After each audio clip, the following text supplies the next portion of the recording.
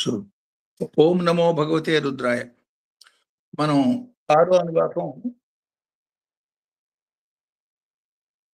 Review చేసుకుంటున్నాం. ఈ 15 మంత్రాలు సంక్షిప్తంగా ఒక్కొక్క మాట 2 మాటల్లో ఈ మంత్రాల గురించి మనం తెలుసుకుంటున్నాం. ఈ 1, 2 మంత్రాల్లోనూ చెప్పినటువంటి భావాలు ఆల్రెడీ అంటే ఈ ద్వంద్వ భావాలు మానవపరమైనటువంటి ద్వంద్వ భావాలకి లోనై ప్రపంచానికి అతుక్కుపోమోక ప్రపంచానికి ఆధారం భవుడు అన్న భావాన్ని 5వ అనువాకం చెప్పింది. సో అది ధ్యేయంగా పెట్టుకుని కలలో ఉన్న స్థితి లాంటిది ప్రపంచం అన్న భావంతో ఈ ద్వంద్వాలకి తగులుకోకుండా ఈ పెద్ద చిన్న పొడుగు పట్టి ఈ జ్యేష్ఠ కనిష్ట భావాలకి కాకుండా వాటికి ఆధారభూతమైన శక్తి వైపు నీ ధ్యాస నీ భావన మళ్ళించు అన్న సంకేతం. సో ఈ జగన్య బుద్ధియ పరంగా మామూలుగా వెనక నుంచి అంటే జంతు రూపంలో పుట్టడం లేదా మానవ రూపంలో పుట్టడం అన్నిటికన్నా తక్కువ స్థాయి చెట్టు అంటాం. జంతువుల కన్నా మానవుల కన్నా తక్కువ స్థాయి చెట్టు అంటాం.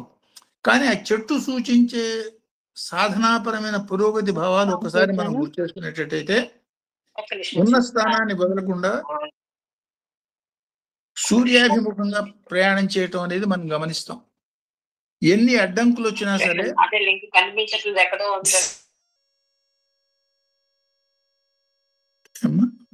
వినపడుతోందే.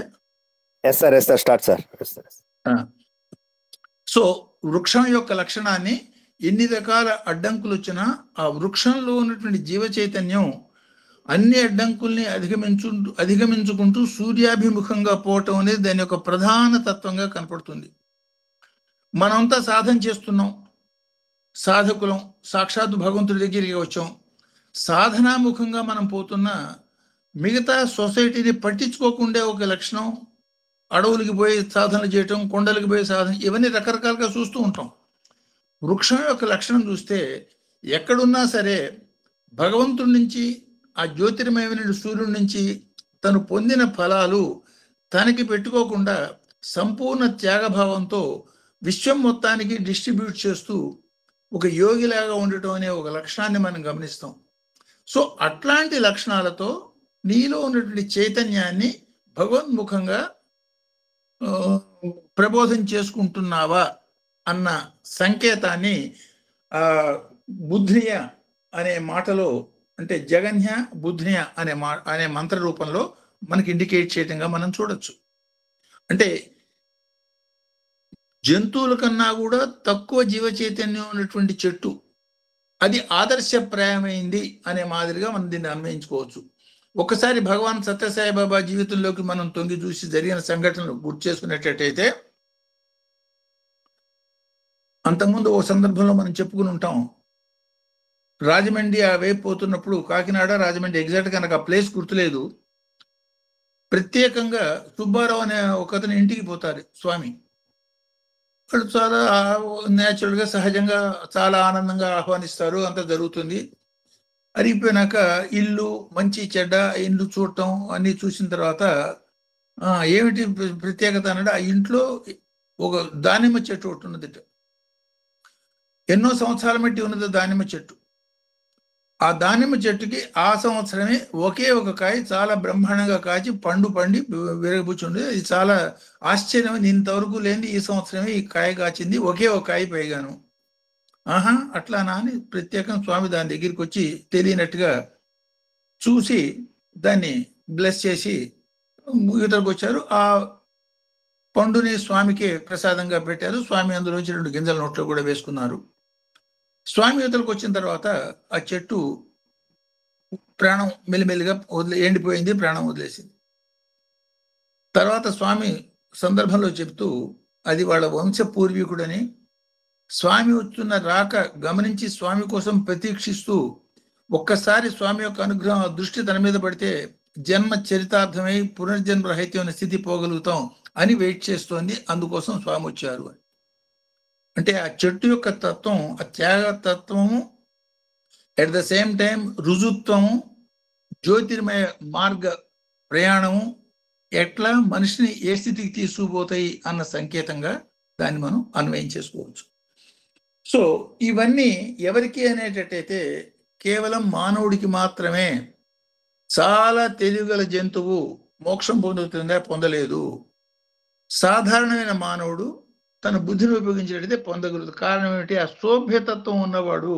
అందువల్ల శోభ్యుడు కాబట్టి ఈ శోభ్య ప్రతిచర్య అంటే మంచి చెడు సహజంగా జన్మ లక్షణంగా పొందావు కాబట్టి శోభ్యుడివైనవు.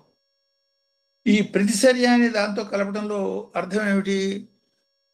Sound and resound, action and reaction మరిచిపోమోక.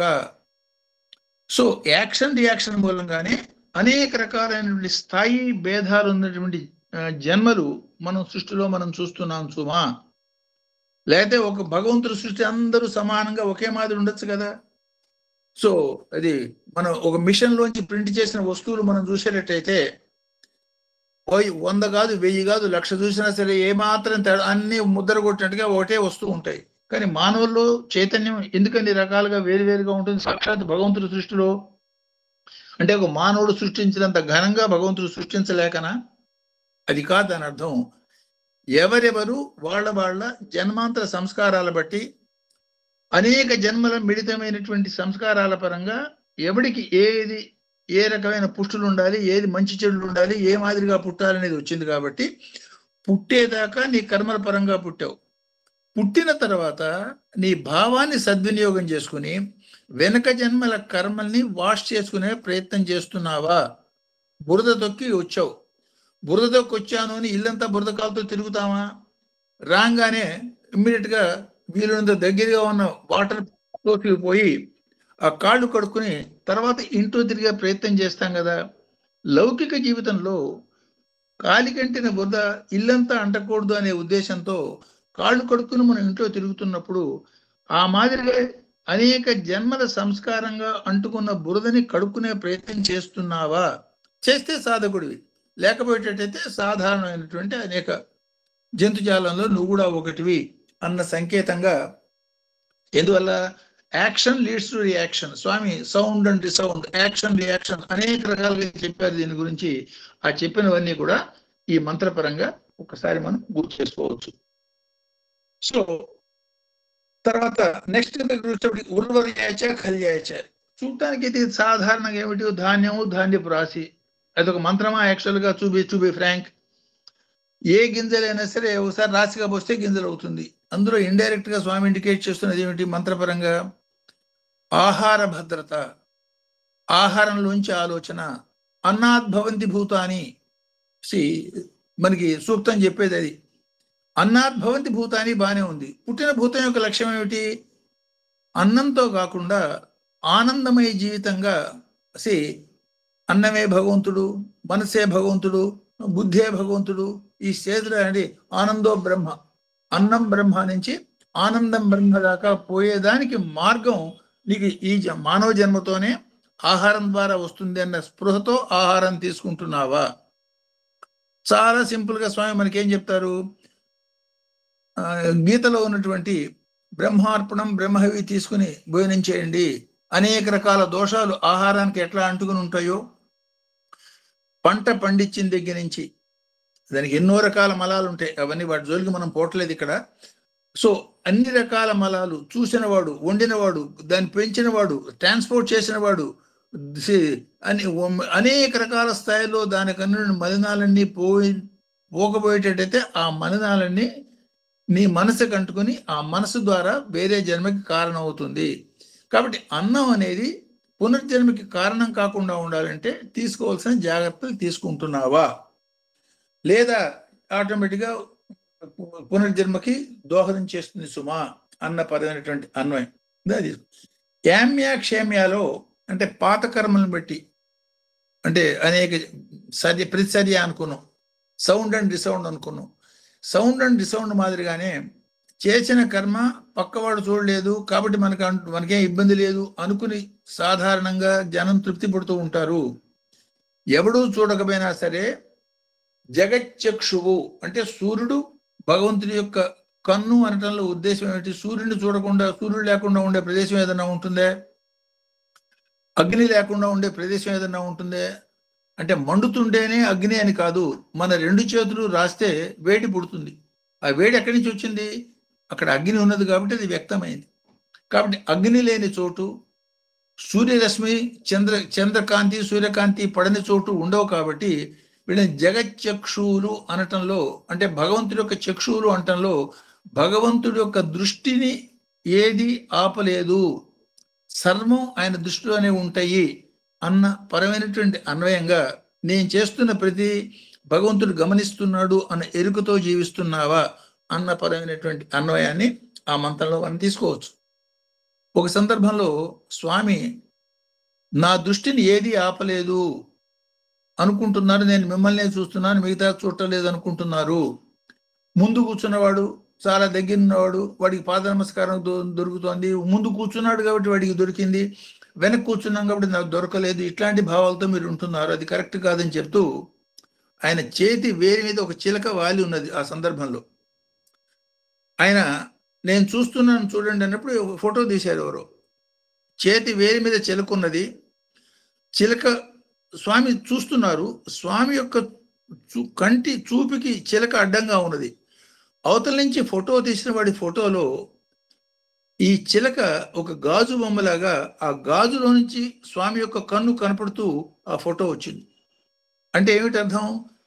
రక్తమాంసాలతో, ఎముకలతో, ఏకలు రెక్కలతో, ఇన్ని రకాల అడ్డంకులతో కూడినటువంటి చిలక శరీరం కూడా స్వామి యొక్క కన్ను ట్రాన్స్పరెంట్గా ఫోటోలో పడే విధానంగా, ఇది మన మామూలు సాధారణమైనటువంటి కెమెరాతో తీసిన ఫోటోలో పడే విధానంగా ఫోటో వచ్చింది.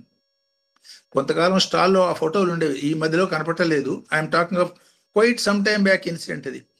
అంటే భగవంతుడి యొక్క దృష్టిని ఏది ఆపలేదు, సమస్తాన్ని, విశ్వంలో కణానికి కణంలో ఉన్నటువంటి చిన్నదాన్ని కూడా చూస్తారు. అది మనకు అర్థమయ్యేదానికి స్వామి చేసిన లీల అని అనుకోవచ్చు. అంటే భగవంతుడి యొక్క దృష్టి ఏది ఆపలేదు అనేది సాధారణంగా మనం తెలుసుకున్నా, ఈ అవతారంలో ప్రత్యేకమైన లీల ద్వారా దాన్ని మనకు చూపించడంగా దాన్ని మనం అర్థం చేసుకోవచ్చు. కాబట్టి ఆ దృష్టితో నువ్వు జీవిస్తున్నావా?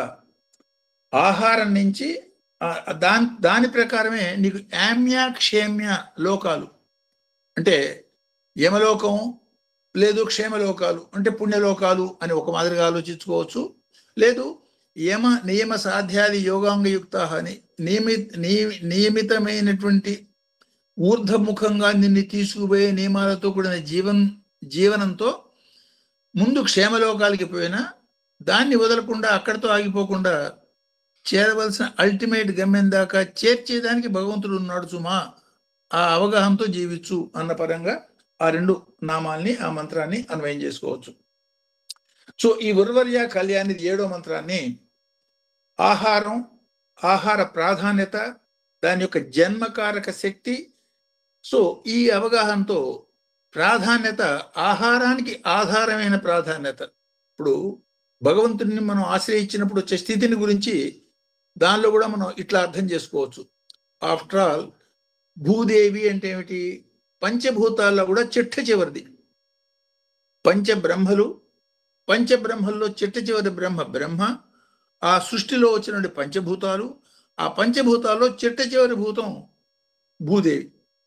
ఆ భూదేవి ఒక గింజ మనం వేస్తే మనకి ఆహార సమృద్ధిగా కొన్ని వేల గింజలు, కొన్ని లక్షల గింజలు మనకి ఇస్తుంది, లేదు సంవత్సరం పొడుగుతా ఇస్తూనే ఉంటుంది. అది భగవంతుడికి సంబంధించిన శక్తి యొక్క లక్షణం అయితే, ఆ భూదేవికి, పంచభూతాలకి, పంచబ్రహ్మలకి కారకమైనటువంటి భగవంతుడి యొక్క దయాదృష్టి, అంటే ఉత్పన్నం చేసే స్థితి, దాని ఈక్షణ స్థితి, ఈక్షణ దృష్టి అంటావు. అంటే కేవలం కంటి చూపు మాత్రం చేతనే ఎంతటి అఖండమైన శక్తిని ఆయన ట్రాన్స్ఫర్ చేస్తారు, ఆ ఎరుకతో నువ్వు జీవించు అన్న పరంగా ఈ ఉర్వర్య కళ్య అంటే ఒక చిన్న గింజ నేల మీద మనం వేసినప్పుడు ఆ గింజ అనేకమైనటువంటి గింజల రాశిగా మారటం అనేది సాధ్యం. కాబట్టి మంచి కానీ చెడు కానీ మల్టిప్లై అయ్యే లక్షణం ఉంటుంది. మంచిని మల్టిప్లై చేసి త్యాగభావంతో దాని మీద ఆశలు అక్కలేకుండా కర్తవ్య భావన, అంటే నేనే చేస్తున్నాను, లేదు ఫలాపేక్ష, దీనికోసం చేస్తున్నాను, ఈ రెండు భావాలు లేకుండా చేసేటట్టయితే వృక్షం పొందిన స్థితి, ఉత్తమమైన స్థితి పొందుతావు అన్న సంకేతంగా ఆ నామద్వయం, ఆ 7వ మంత్రాన్ని అర్థం చేసుకోవచ్చు. శ్లోక్య అవసాన్య, దీన్ని వేదం, శాస్త్రం అనేది, వేదాంతం అనేది ఆలోచించేటట్టయితే అన్ని వేదాంతాల యొక్క అల్టిమేట్ సారం ఏమిటి అనేది ఆల్రెడీ మనం చెప్పుకున్నాం. ఆ మాట ఇక్కడ గుర్తు చేసుకోవచ్చు. ఏమిటి? భగవంతుడి పదాలు చేరటమే అన్ని వేదాల యొక్క సారము, లక్ష్యం. వేదం చెప్పింది కేవలం మంచి కర్మల మూలంగా మనం భగవంతుడిని పొందలేము. అయితే మంచి కర్మలు ఏమిటయ్యా? మంచి కర్మలు మన్ని ఆ దోవని ఏ దోవలో మనం పోవటం మూలంగా భగవంతుని పొందగలుగుతామో ఆ దోవ చూపిస్తున్నాయి. అంటే డాక్టర్ కాగితం మీద ప్రిస్క్రిప్షన్ రాసిచ్చాడు. ప్రిస్క్రిప్షన్ రాసిచ్చినంత మాత్రాన దాన్ని 100 సార్లు బైహార్ట్ చేస్తే ఆ జబ్బు తగ్గదు. ఆ మందు కొనాలి, దాన్ని వేసుకోవాలి, దానికి తగ్గ నియమాలు పాటించాలి. అప్పుడు మాత్రమే రోగం తగ్గినట్టుగా.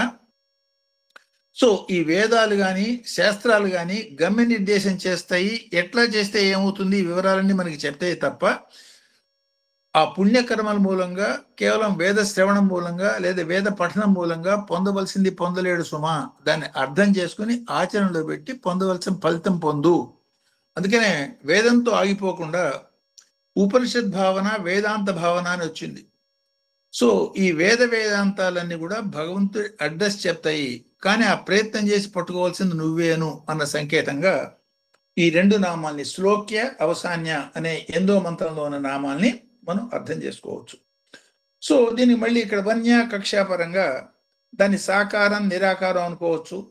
లేదు సాధనాపరంగా ఓపెన్గా సాధన చేయటం, రహస్యపరమైనటువంటి ఏకాగ్రమైనటువంటి ఏకీకృత సాధనలు చేయటం, ఏమైనా సరే స్థిరమైనటువంటి మనస్సు, సర్వకాలంలోనూ అందరికీ ఉపయోగపడేదానికి చెలించే శరీరము, ఈ సమన్వయంతో పొందవలసిన స్థితి పొందొచ్చు. అంటే ఇవాళ రేపు సొసైటీ, మనం చదువుకునే విధానం ఎట్లా ఉన్నదంటే, వాడు శరీరం ఏమాత్రం కదల్చడు, కూర్చుని అక్కడే కూర్చునే ఆ మాదిరి, లేదా కంప్యూటర్తోనే ఆడుతూ ఉంటాడు, లేకపోతే ఫోనే చూస్తూ ఉంటారు. అంటే శరీరాన్ని స్థిరం చేయటము, మనసుని మాత్రం విపరీతంగా చెలింపజేయటం అనే ప్రక్రియ కరెక్ట్ కాదు. మనసుని స్థిరం చేసుకోవాలి, ఏకాగ్రం చేసుకోవాలి. శరీరం మాత్రం ఒక చాకులాగా చాలా చురుగ్గా చెలిస్తూ ఉండాలి అన్న పరమైన సంకేతంగా ఈ నామద్వయాన్ని తీసుకోవచ్చు. సో శ్రవ ప్రతిశ్రవ, ఈ శ్రవ ప్రతిశ్రవ అంటే యాక్షన్ రియాక్షన్ కింద తీసుకోవచ్చు. అంటే ఏదైతే శబ్దం ఉందో శబ్దానికి ప్రతిశబ్దం తప్పదు, కర్మకి ప్రతిఫలం తప్పదు. కాబట్టి జాగ్రత్త ముందేప్పుడు. 3వ అనువాకంలో చెప్పిన మంత్రసారం ఇక్కడ మళ్ళీ ఒకసారి గుర్తు చేసుకోవచ్చు. కర్మ చేస్తున్నప్పుడే, చేసే ముందే మనం జాగ్రత్త పడాలి, కానీ చేసిన తర్వాత ప్రతిఫలం రాకుండా ఉండాలి అనేది కరెక్ట్ కాదు. స్వామి దీనికి అనేక రకాలుగా వేప కింద పెడితే మామిడి పండు వస్తుందే అని అడుగుతారు. అంటే ఆ భావననే ఇక్కడ సాధనాపరంగా మళ్ళీ ఇంకో 3వ అనువాకంలో చెప్పినటువంటి మంత్ర భావననే ఇక్కడ సాధనాపరంగా ఇండికేట్ చేస్తున్నారు అనుకోవచ్చు. శ్రవ ప్రతిశ్రవాపరంగా దాన్ని యాక్షన్ రియాక్షన్. లేదు ఓంకారం అనుకున్నాం, ఓంకారం నుంచి వచ్చిన అనేక రకాల 50 రకాల వర్ణ అక్షరమాల అనుకున్నాం. ఈ 50 అక్షరమాలతోనే అకారం నుంచి క్షకారం దాకా ఈ ప్రపంచం అంతా వ్యాపించినది. అన్ని మంత్రాలు అందులోనే ఉన్నాయి. ఈ రుద్రం అనండి, ఈ శ్రీ సూక్తం అనండి, పురుషుడు, ఇవన్నీ సమస్తం. సో సరైనటువంటి సమన్వయంతో, సరైనటువంటి అక్షరాల కలయికతో పొందవలసిన స్థిరమైనటువంటి ఈ అక్షరాలన్నిటికీ ఆదైనటువంటి ఓంకారాన్ని పొందే ప్రయత్నం చేస్తున్నావా? ఆ సంకేతం కూడా ఈ శ్రవ ప్రతిశ్రవగా మనం అర్థం చేసుకోవచ్చు. సో ఇవన్నీ చేసేదానికి నీకు బ్రహ్మాండమైన పనిముట్లు ఇచ్చాము. ఏమిటయా పనిముట్లు అంటే ఆశుషేణాయచ ఆశురథాయచ. అంటే ఏమిటి? శరీర మాధ్యం అఖిల ధర్మ సాధనం. శరీరం లేకుండా ఏ పని సాధ్యం కాదు. ఒకసారి 3వ అనువాకంలో మంత్రాలు గుర్తు చేస్తే, రథాయచ అరథాయచ, రథం ఉన్నవాడు రథికుడు, అరధికుడు, రథం లేనివాడు, రథం ఉన్నవాడు రథం లేనివాడు. రథాయచ రథపతి, రథపతిభ్యశ్చ, అంటే రథంలో ఉన్నవాడు దాన్ని అధికుడు, దాన్ని పరిపాలించేసేవాడు. చూడండి, అంటే శరీరం కనుక రథం అనుకునేటట్టయితే శరీరం లేని ఆత్మలు కూడా ఉన్నాయి సుమా. ఈ శరీరం ఉన్నా శరీరం లేకపోయినా ఈ ఆత్మలకి అధినేత పరమాత్మ ఇంకొకటి ఉన్నది. ఆ యాంగిల్లో నువ్వు పోతున్నావా? సో ఆ యాంగిల్లో ఆసుషేణాయచ ఆసురసాయచ, నీకు అఖండమైనటువంటి శక్తులతో కూడిన అనేక రకాల పనిముట్టు, అంటే ఒకటి శరీరం, ఆ శరీరం యొక్క శక్తి, దాని యొక్క ప్రత్యేకత. అందుకని మొదట్లో అనుకున్నాం, నిట్ట నిలువుగా వెన్నెముకున్నటువంటి జంతువు మానవుడు. ఎందుకు జంతువు అంటున్నాము? ఇంకా జంతు లక్షణాలన్నీ పూర్తిగా పోలేదు కాబట్టి. అదే పశుత్వం. ఒక్కసారి ఆ ప్రయత్నంలో, ఆ సాధనా మార్గంలో మూలాధార స్థితి నుంచి సహస్రారం దాకా పోయినాడు, వాడు పశుపతి అయిపోతున్నాడు. సాధారణమైన పశువు పశుపతి అయ్యటంలో ఈ పశువు నుంచి పశుపతిగా అయ్యేదానికి అడ్డం వస్తున్నటువంటి పాశాలు ఈ ప్రపంచం, ఈ ప్రపంచాన్ని అధిగమించి దాటిపోవటమే ఈ షట్చక్ర ఉపరి సంస్థిత. సో ఈ షట్చక్ర సాధన అనటం అనేది, అనేక రకాల కార్యక్రమాలు మనం చేయటం అనేది, ఏదో ఒక చేయకుండా శరీరం ఊరుకోదు, మనసు ఊరుకోదు. కాబట్టి స్వామి చెప్పిన ఎగ్జాంపుల్ తీసుకుంటే, కోతి ఆడుతూనే ఉంటుంది, కదులుతూనే ఉంటుంది. ఒక కర్ర మీద పెడితే ఆ కర్ర ఎంతవరకు పైకి కిందకి మాత్రమే కదులుతుంది. ఆ మాదిరిగా సేవలోను, సాధనలోను, సత్సంగంలోను, ఇట్లాంటి వాటిల్లో మనసును ప్రవేశపెట్టి, అంటే ఇవే పరమావధి, లేదా ఇవే స్వర్గం, లేదా ఇవే మోక్షం అనేది కాదు, వీటి ఆధారంగా మన భావనని మేళవం చేసి భావరహిత స్థితితో మోక్షం పొందు అన్న సంకేతాన్ని ఆ నామద్వయం, ఆ మంత్రంలో మనం ఇండికేట్ చేయడంగా చూడొచ్చు. సో దీన్ని ఈ ఆసుషేణ ఆసురథ చెప్తూ వెంటనే మళ్ళీ సూరాయచ అవభిందతేచ అంటే ఏమిటి? సూరత్వం, సూర్యుడు కానీ వీరవందిత అమ్మవారి నామాల్లో కూడా గుర్తు చేసుకున్నాం. వీరుల చేత అర్చించబడే శక్తి అనే నామాలు వస్తాయి. సూర్యుడు, వీరుడు అన్న వాడిని అరిషడ్ వర్గాలు జయించిన వాడినే సూర్యుడు అన్న పరంగా అన్వయం చేసుకున్నాం. అరిషడ్ వర్గాలు జయించగలగటం సూరత్వం, జయించలేకపోవటం భీరత్వం. ప్రహ్లాదుడి మాట హిరణ్యకశిపుడి పరంగా ఒకసారి గుర్తు చేసుకునేటైతే, ఎంతో శక్తివంతుడైనటువంటి హిరణ్యకశిపుడు సాక్షాత్తు తండ్రిని ఇన్ని జయించావు, ఇన్ని లోకాలు జయించావు, లోకాలు మనం చిన్న చిన్న విషయాలు కదా, ఇన్ని లోకాలు జయించావు, సూర్యమండలానికి పోయి వచ్చే శక్తి గలవాడి, అట్లాంటి వాడు ఇన్ని జయించావు కానీ నీలో ఉన్న అరిషడ్ వర్గాలు జయించలేకపోయినా ఉంటాడు చిన్న పిల్లవాడు ప్రహ్లాదుడు. అంటే ప్రధానమైనవి వాటిని జయించినప్పుడు మాత్రమే సూరత్వం. కాబట్టి సో ఎట్లాంటి సూరత్వం మూలంగా భగవంతుని పొందగలుగుతాం అనేది ఇండికేట్ చేసేదానికి ఈ మాట మనకి చెప్పారు అనుకోవచ్చు. సో అరిషడ్ వర్గాల్ని నాశనం చేసేదానిలో ఏమాత్రం ఏమరుపాటు లేదు, ఏముందిలే ఇంత చేశాం అని వదిలిపెట్టడం తగదు అనే సంకేతాన్ని, నీ సూరత్వాన్ని దాన్ని పొందేదానికి, సూర్యుడు అనిపించుకోగలిగేదానికి ముందు అరిషడ్ వర్గాలు జయం సాధించు అన్న సంకేతంగా వాటిని మనం అర్థం చేసుకోవచ్చు. తర్వాత నెక్స్ట్కి వచ్చేటప్పటికి వరిమిణి వరుధినే 13వ మంత్రానికి బిల్మినే కవచనే 14వ మంత్రం. ఈ వరిమిణే వరుధినే బిల్మినే కవచనే అనేది ఆ సూరత్వంతో దాని యొక్క రక్షణ సామాగ్రిగా ఆత్మపరమైనటువంటి మనోపరమైనటువంటి రక్షణ, దాన్ని మర్చిపోకుండా. ఎందువల్ల? చిన్న ఎగ్జాంపుల్, స్వామి చెప్పిన జీవితంలో ఒక్కసారి ఆ యోగి టిబెటన్ బోర్డర్లో యోగి, ఆయన పులి నుంచి స్వామి ప్రత్యేకంగా రక్షించి ఇక్కడ దాకా వచ్చినాక 2 సంవత్సరాలు పోయి ఇక్కడికి వచ్చినాక కోపడి మళ్ళీ అక్కడికి పంపించడం ఏమిటి దాని అర్థం? మనకి ఆలోచన రావచ్చు. మరి ఆయన్ని ప్రత్యేకంగా పిలిచి ఇక్కడికి పిలిచి కోపడి పంపించి ఒక అక్షయ పాత్ర సృష్టించి ఇచ్చి అనవసరమైన ఖర్చులన్నీ చేసి వాడిని మళ్ళీ ప్రత్యేక నరనారాయణ గురికి పంపించడం ఎందుకు? అక్కడి నుంచే వాడిని పంపించవచ్చు కదా అనిపించవచ్చు మనకి. అట్లా కాదు, మానవ ప్రయత్నంతో మాత్రమే వాటిని సాధించాలి. భగవంతుడి యొక్క అండ ఎప్పుడూ ఉంటుంది. శరీరం యొక్క ఇంపార్టెన్స్ మర్చిపోమోక. ఆయన ఇవ్వదలుచుకుంటే ఆత్మకైనా మోక్షం ఇవ్వగలుగుతాడు, జంతువుకైనా మోక్షం ఇవ్వగలుగుతాం. మనిషి భగవంతుడికి ఒక శరీరం లేని ఆత్మకి మోక్షం ఇవ్వలేడా? అది కాదు అక్కడ అర్థం. ఆ యోగిని ఆ క్షణాన ఆ శరీరం ఇంపార్టెంట్ కాబట్టి, పులి శరీరం కన్నా యోగి శరీరం ఇంపార్టెంట్ కాబట్టి పులిని పోగొట్టి శరీరాన్ని కాపాడి నువ్వు చేసిన తప్పుకి మళ్ళీ అతన్ని దండించి మళ్ళీ అతని చేతనే ఆ శరీరం చేతనే పురోగతి పరంగా ప్రయాణం చేయించటంగా అన్వయం చేసుకోవాలి. అంటే శరీరం యొక్క ఇంపార్టెన్స్ శరీరానికి ఉన్నది, మనస్సు యొక్క ఇంపార్టెన్స్ మనస్సుకు ఉన్నది. ఈ మనస్సు అనవసరంగా నాగులు పెట్టాడు భగవంతుడు, దీని మూలంగా నేను గొడవ పడుతున్నాను, అది కరెక్ట్ అప్రోచ్ కాదు. మనసు లేకపోతే జంతువు అయిపోతావు. మనస్సును ఉంచుకుని జంతువులాగా వాడుకుంటే జంతువు కన్నా ఘోరం అయిపోతావు. కాబట్టి మనస్సు ఉండాలి. జంతువుకి మనిషికి తేడా అర్థం చేసుకోవాలి.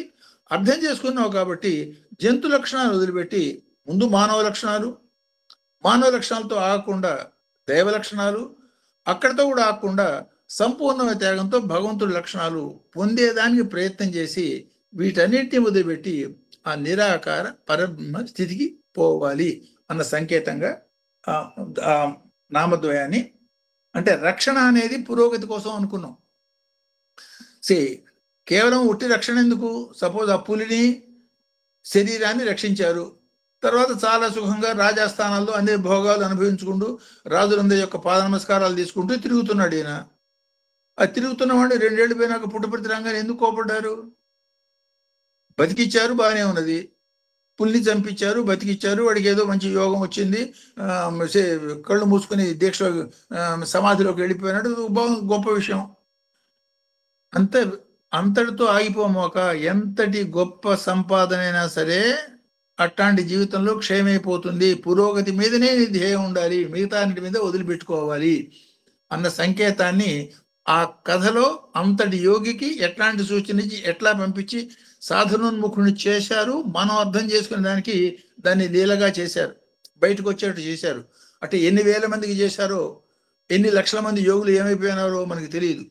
అంటే మనకి ఈ కథలో చూపించిన ఉద్దేశం ఏమిటంటే ఎక్కడా కూడా పురోగతి మీద దృష్టి మనకు ఉండాలి తప్ప మిగతా వాటి మీద కాదు అన్న సంకేతంగా అంతటి సమాధి స్థితి చెందిన యోగికి కూడా అక్కడ ఆగిపోకూడదు, వాడి దృష్టి మాత్రం పురోగతి మీదే ఉండాలి. సో అన్న సంకేతాన్ని మనందరికీ అర్థమయ్యేదానికి అంత బాహాటంగా ఆ లీలని నడిపించారు అని నా ఉద్దేశం. సో అది బిలిమినే కవచనేకి వచ్చేటప్పటికి కేవలం ఆలోచన, గొప్ప గొప్ప ఆలోచనలు ఉన్నాయి.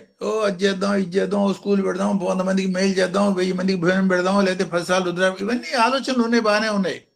ఆలోచన ఆచరణాత్మకం కాకపోయేది ఎక్కువ ఫలితం ఉండదు. కేవలం కళ్ళు మూసుకుని భావ సమాధిలో ఉండి చేస్తున్నావు, ఓకే, అది అదొక రకమైన సాధన.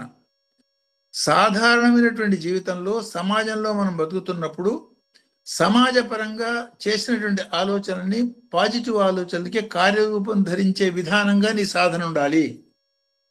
దాన్నే ఇండైరెక్ట్ గా Swami head in the forest, hand in the society, కేవలం head in the forest, hand also in the forest చెప్పటం లేదు.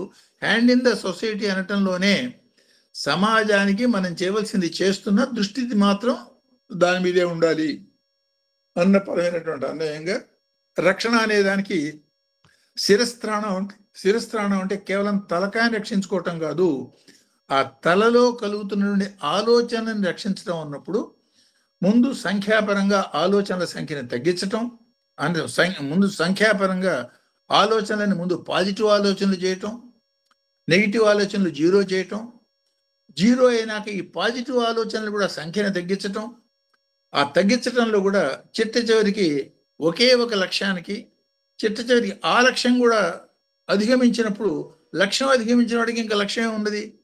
గమ్యం చేరేదాకా లక్ష్యం, గమ్యం చేరితే ఇంకా లక్ష్యం ఉండదు.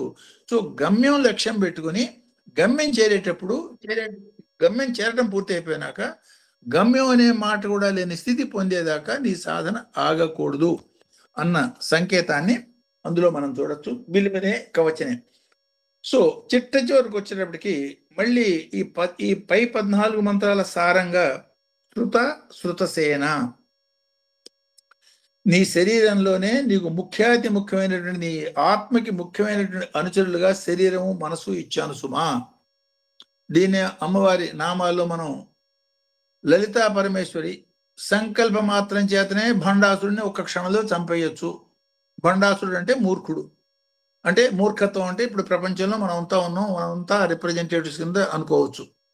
సో ఈ భండతత్వాన్ని కేవలం సంకల్ప మాత్రం చేతనే నాశనం చేసే శక్తి భగవతికి ఉన్నా సరే ఏం చేసిందో ఒకసారి గమనించండి. తనలో నుంచే ముందు మనోశక్తి మంత్రిని అంటే భావన అక్కడితో ఆగిపోయిందే. తర్వాత వారాహి శారీరక శక్తి. సో ఈ మంత్రిని వారాహి తర్వాత బాల. బాల అంటే శ్వాస. హంస అంటే 1000 హంసలు కూడిన రథంతో ఉన్న బాలాదేవి. ఏమిటి హంస అంటే శ్వాస. అంటే ఈ మూటిని ఆధారంగా చేసుకుని నువ్వు శ్వాస నీ సాధన చేసి పొందవలసింది పొందు. ఆ సంకేతాన్నే వెన్నెముకలో ఇడ పింగళ సుషుమ్న నాడీ రూపంగా ఇడ పింగళాన్ని బ్రహ్మ విష్ణు అని, మధ్యలో ఉన్న సుషుమ్నని ఆ పరమేశ్వర తత్వం అని, అది చిట్ట చివరి దాకా పోయేదాన్ని భ్రూకుటి దగ్గర ఈ 3 జాయిన్ అవుతాయని, ఆ భ్రూకుటి దగ్గర జాయిన్ అయ్యే దాన్నే 6వ చక్రం అని ఈ 6వ అనువాకంలో ఇండికేట్ చేయడంలో అర్థం. 6 దాకా మీ ప్రయత్నంతో మీరు ప్రయాణం చేసి పొండి అక్కడి నుంచి ఆటోమేటిక్గా భగవంతుడు ఏనాడు భగవంతుడికి ఏమరుపాటు ఉండదు. సో ఈ పరంగా ఒకసారి గజేంద్ర మోక్షాన్ని ఒకసారి కనుక మనం గుర్తు చేసుకునేటట్టయితే చూడండి, మొట్టమొదటిలో ఆ గజేంద్రుడి యొక్క ప్రార్థనా వివరాలు మనం ఒకసారి కనుక నిశ్చితంగా కొంచెం పరిశీలించి చూస్తే అది 5000 సంవత్సరాలు ఫైట్ చేశాడు ముసలితో అని ఉంటుంది. అవి సాంకేతికంగా చెప్పిన మాటలు. ఎగ్జాక్ట్గా 5000 సంవత్సరాలు ముసలి బతికిందా, ఏనుగు బతికిందా, ఇవన్నీ ఆలోచన అది కాదు అర్థం. ప్రపంచం అని, జీవశక్తి అని, ప్రపంచం పట్టుకోవటం అని, ప్రపంచం చేత పట్టుకున్నప్పుడు 5000 ఏళ్లలో బయటపడగలంటే వాడు చాలా ఉత్తమోత్తముడు. సో ఈ 5000 సంవత్సరాలు సాంకేతికంగా వాటిని ఆలోచించేటట్టయితే అతను చేసిన ప్రార్థనలు మొత్తం గజేంద్ర మోక్షంలో దాదాపు 35 పద్యాలుగా పోతనామాచుడు రాయటం మనం గమనించవచ్చు. అందులో మొట్టమొదటి ప్రార్థనలు గమనించేటట్టయితే, ఇంత గొప్పవాడిని నేను, కొన్ని లక్షల మంది ఏనుగులకి రాజుని, ఈ అడవి మొత్తం కొన్ని ఇన్ని వేల కిలోమీటర్ల అడవి నా పరిపాలనలో ఉన్నది, ఇట్లాంటి వాడిని దీనునే నేను అర్థిస్తున్నాను అని ప్రార్థన చేస్తాడు. ఆయన చేస్తున్నది ప్రార్థన. పట్టుబడ్డవాడు ఏనుగు ముసలి చేత పట్టుబడ్డాడు, వదిలించుకోలేక మొక్కుకుంటున్నప్పుడు మళ్ళీ బీరత్వం నాకు 1000 మంది పెళ్ళాలు ఉన్నారు, లేదా 4000 ఎకరాలు ఉన్నాయి, ఇవన్నీ ఎందుకు వచ్చినాయి మాటలు అంటే సహజమైనటువంటి ఆ రాజసిక భావన తామసిక భావన యొక్క మిశ్రమమైనటువంటి ప్రార్థనగా మనం చూడొచ్చు. అది మెల్లిమెల్లిగా స్థాయి భేదాలుగా తమోగుణం నశించటం, రజోగుణం నశించటం, చిట్ట చివరికి సత్వగుణం, ఆ సత్వగుణం కూడా నశించటం. ఇది లావక్కింతయు లేదు, నీవే తప్ప ఇతపరం పెరుగు, ఇంకోటి రెండోదే లేదు.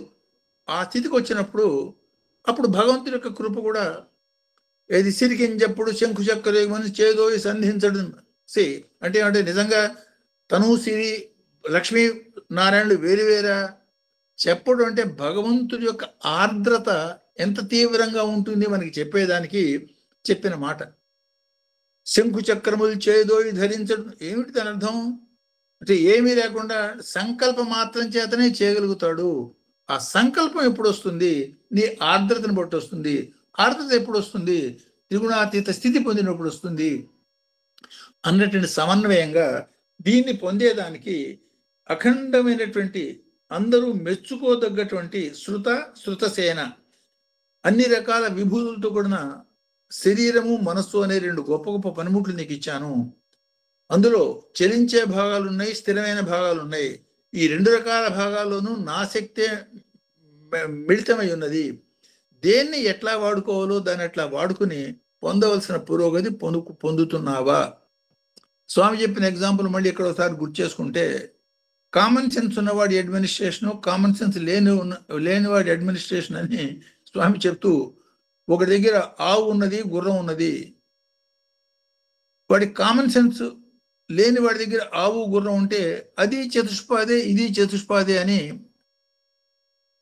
దాన్ని సవారీ కోసం ఆవును ఉపయోగించి దాన్ని నడుము విరగొట్టాట. పాలు పిండేదానికి గుర్రం దగ్గరికి పోయి తన మొహం బాలు కొట్టుకున్నట్ట. అది అసమర్థుడు యొక్క పరిపాలన ఆ మాదిరిగా ఉంటుంది. అదే సమర్థుడైతే ఆవుని పాలు పిండుకునేదానికి గుర్రాన్ని సవారీకి ఉపయోగించి 2 రకాల మేలు పొందుతాడు. అంటే రెండు పనికొచ్చే అంటే సమన్వయంతో వాడినప్పుడు అవే అఖండమైన పనిముట్లు. అసమర్థంగా వాడినప్పుడు అవే ప్రాణాంతకమైనటువంటి విషయాలు. కాబట్టి మన శరీరంలో ఉన్నటువంటి శక్తుల్ని అత్యంత సమర్థవంతంగా, సానుకూలంగా, సరైనటువంటి నిష్పత్తిలో వాడుకోవటం మూలంగా పొందవలసినటువంటి ఉన్నతమైనటువంటి ఫలితాలు మీరు పొందొచ్చు అన్న సంకేతాన్ని సాక్షాత్ భగవంతుడు ద్రష్టగా ఈ 15వ మంత్రంలో శృతసేన అని చెప్పడంగా మనం అర్థం చేసుకోవచ్చు. సో ఈ 15 మంత్రాలని సమిష్టిగా ఒక శ్లోక రూపంలో ఆ భావాన్ని మనం చెప్పుకునేటట్టయితే ఆ శ్లోకాన్ని ఇట్లా అర్థం చేసుకోవచ్చు. కారుణాం విశ్వకర్మణం శైవానాం శివరూపిణం హిరణ్యగర్భానందప్రదం ఏకబిల్వం శివార్పణం. స్వామి, నిన్ను ఎవరిలో వాడుగా అర్థం చేసుకోవాల్సి వస్తుంది. కారణం ఏమిటంటే అనేక రకాలైన కర్మలు చేసే వాళ్ళలో ఉత్తమోత్తమైన కర్మ చేయగలిగినవాడు విశ్వకర్మ చాలా ఘనంగా చేయగలుగుతాడు అని.